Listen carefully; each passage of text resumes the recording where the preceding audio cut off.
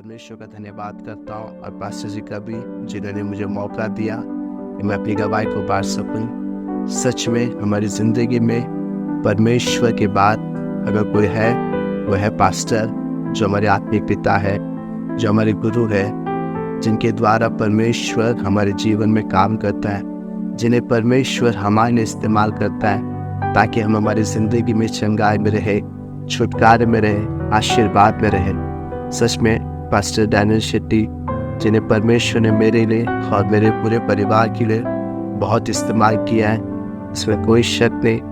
बात है 2002 की, जब पहली बार हम पास्टर जी से मिले थे और पास्टर जी उस समय पर गोवंडी में प्रार्थना के लिए आते थे और परमेश्वर के द्वारा बहुत बड़े बड़े काम करता था, उन्हें इस्तेमाल करता था, चंगाई, छुटकारा, बहुत सारे दुष्ट आत्मा निकाल रहे थे और बहुत सारे लोगों के लोग भविष्यवाणी कर रहे थे।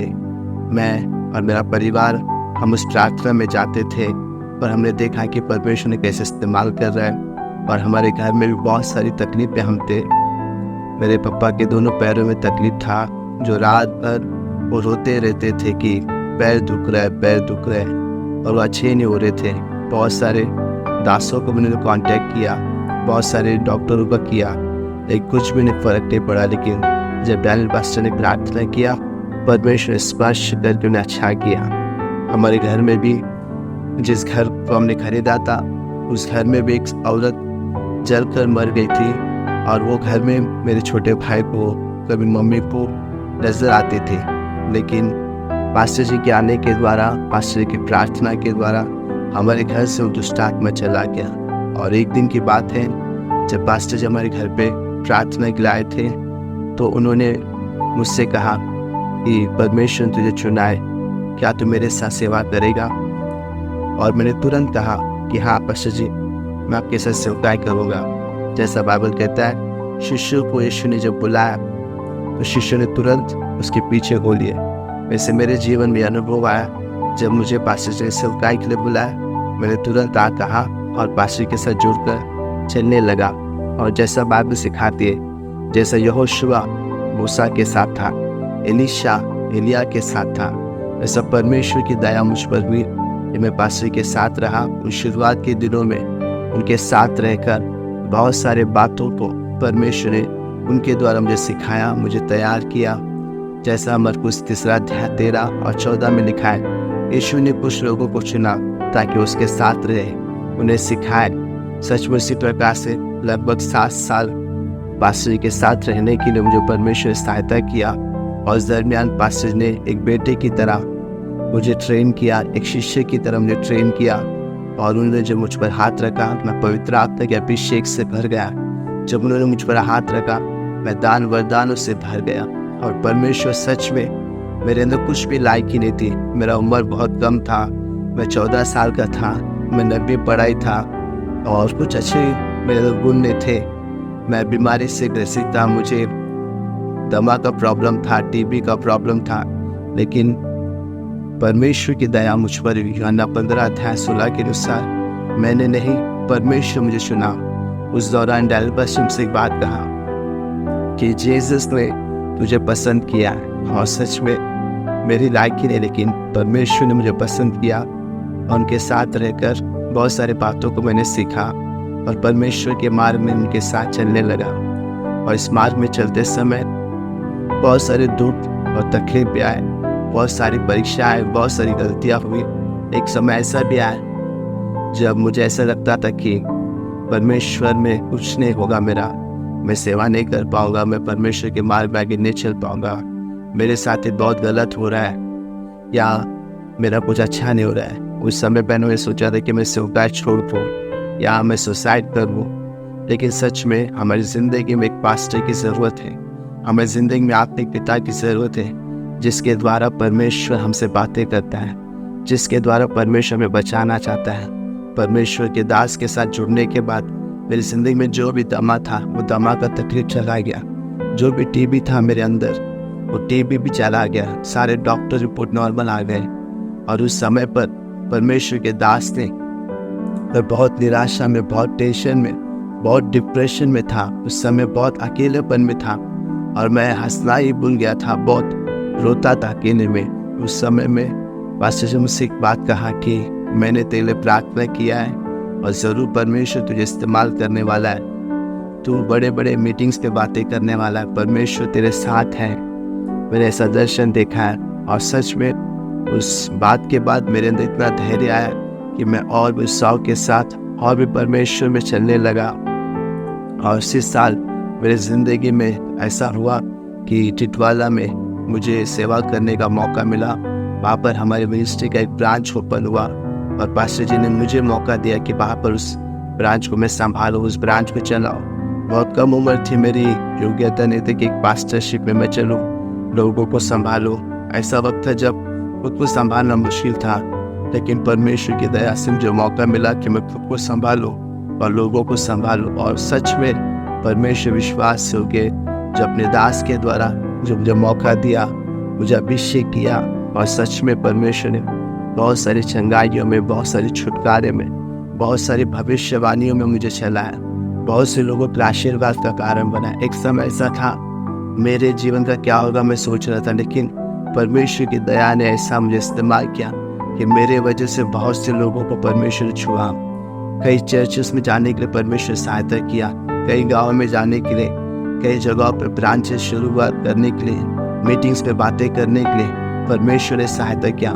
परमेश्वर की दया, परमेश्वर की करुणा उससे इस्तेमाल किया। लेकिन इस मार्ग में चलते समय हमेशा कुछ ना कुछ होते रहता है, हमेशा कुछ ना कुछ शैतान काम करता है। लेकिन बाइबल जैसा कहते हैं, यशायाह किताब 51 अध्याय 1 वचन में, जिस पहाड़ से तुम निकाले गए उस पहाड़ को कभी न भूलना। मैंने अपनी ज़िंदगी में बहुत सारे शैतान काम करता है, पास्टर के खिलाफ लोग भड़काते हैं, हमारे दिल में, दिमाग पे बहुत सारे ख्याल आते हैं, बहुत सारी निंदा आती है, बहुत सारे झगड़े आती है, बहुत सारी गड़बड़ियाँ होती है, बहुत सारे ऐसे ऑफर्स आते हैं कि पास्टर को छोड़ दे, मिनिस्ट्री को छोड़ दे, या हमारे साथ जुड़ जा, हम तुझे पगार देंगे, हम तुझे संभालेंगे।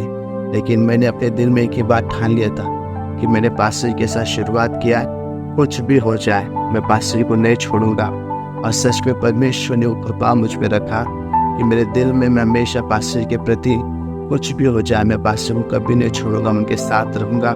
इस निर्णय में चलने के लिए परमेश्वर ने सहायता किया। और कई बार मैं जब भी खड्डे में फंसा, जब भी मुझसे गलतियाँ हुई, जब भी मैं कभी निराश हो गया, कभी सेवका में मुझे कुछ समझ भी नहीं आया, और मैंने कई बार देखा कि परमेश्वर अपने दास डायरेल पास्टर को मेरे इस्तेमाल किया, उनके द्वारा हमेशा मुझसे बातें करते रहा। कई बार मुझे बचाया, कई बार मैं बहुत मुसीबत में गिरा, लेकिन परमेश्वर के दास के द्वारा मुझे मार्गदर्शन मिला। इससे हमारी ज़िंदगी में मैंने ये सीखा कि हमारी ज़िंदगी में पास्टर को कभी नहीं छोड़ना है, अपने आत्मिक पिता को कभी नहीं छोड़ना है, जिसके द्वारा हम ब्लेस हुए, जिसके द्वारा परमेश्वर ने उठाया, उसे कभी नहीं भूलना है, उसके साथ हमेशा ईमानदार रहना है। वैसे जैसा बाइबल कहता है 1 कुरिन्थी किताब 4 अध्याय 15-16 में, प्रभु में सिखाने वाले बहुत से होंगे, लेकिन बाप एक है, आत्मिक पिता एक है, उस आत्मिक पिता का हम सुनना चाहिए। प्रभु कहता है 1 कुरिन्थी 11 के अनुसार, पौल कहता है मेरा पीछा करो जैसा मैं मसीह का पीछा कर रहा हूँ। और सच में इन वचनों के द्वारा परमेश्वर लगातार मेरे दिल में बातें करता था कि नहीं, मुझे पास्टर के साथ ईमानदार रहना है। बहुत सारे इस सेवकाई के अनुभव में बहुत सारे बड़े बड़े दास मिलते हैं, बहुत सारे अभिषेक लोग वाले मिलते हैं, बहुत सारे पैसे वाले लोग मिलते हैं जो हमें लालच देते हैं, जो हमें बिगाड़ना चाहते हैं या हमें भटकाना चाहते हैं, जो हमें तोड़ना चाहते हैं। लेकिन हम परमेश्वर के वचन के अधीन में रहना है, परमेश्वर के वचन के अनुसार पास्टर के अधीन में रहना है, पास्टर को सुनना है कि नहीं, ये आत्मिक दास है। हमारे डायरेल पास्टर जिन्हें सच में परमेश्वर के दास हैं, परमेश्वर के चुने हुए दास हैं, उन्हें परमेश्वर मिला, उनसे बातें किया। इन 3 सालों से परमेश्वर ने इतने महान रीति से इस्तेमाल कर रहे हैं, उन्हें चला रहा है। और सच में मुझे बहुत खुशी है कि इस दास को मेरे परिवार के लिए भी परमेश्वर इस्तेमाल किया। और मैं यही कहूँगा कि आज तक मैं उस डायरेल पास्टर के साथ हूँ, उनके साथ मिलकर परमेश्वर की सेवकाई कर रहा हूँ। ये परमेश्वर की दया है, उसकी कृपा है। सच में एक व्यक्ति जिन्हें परमेश्वर चुनता है, जिन्हें दर्शन देता है, जिन्हें परमेश्वर ने बुलाया, जिन्हें वो चलाता है, ऐसे दास के साथ हम ईमानदार रहना चाहिए, ऐसे दास के साथ आधीनता में रहना चाहिए। ऐसे दास के साथ तन मन धन के साथ मिलकर उनके साथ मिलकर प्रभु की सेवकाई करना चाहिए। हमेशा वफादार रहना चाहिए, क्योंकि परमेश्वर का वचन कहता है नीति वचन 28:20 में, विश्वास योग्य व्यक्तियों को परमेश्वर आशीर्वाद में चढ़ाता है।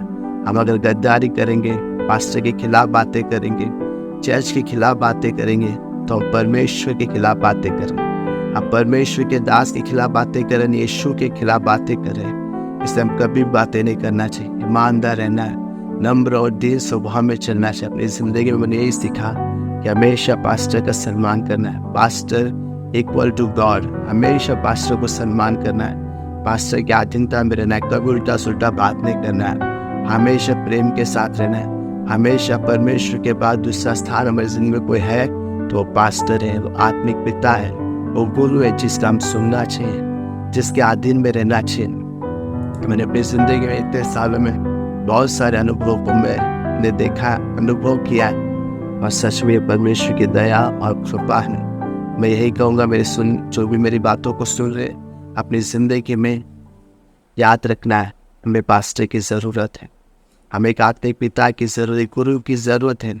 बिना एलिया के एलीशा का कोई अस्तित्व नहीं है, बिना मूसा के यहोशुआ को कोई अस्तित्व नहीं। इससे हमारी ज़िंदगी में हम कभी घमंड नहीं करना चाहिए, कभी बड़ाई नहीं मारना चाहिए, कभी मन मर्जी से नहीं चलना चाहिए, अपने पास्टर के खिलाफ कभी नहीं खड़ा रहना चाहिए। बड़े लोग कितना भी हमें भड़काए, कितना भी हमें कुछ भी कहें, लेकिन हमें हमारे पास्टर का सम्मान करना है, पास्टर का सम्मान कर उनकी अधीनता मिलना है, क्योंकि परमेश्वर नियम का परमेश्वर आदर और सम्मान का परमेश्वर है।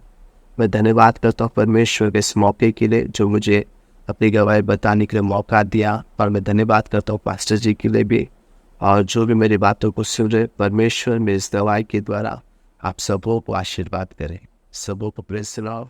जय मसीह।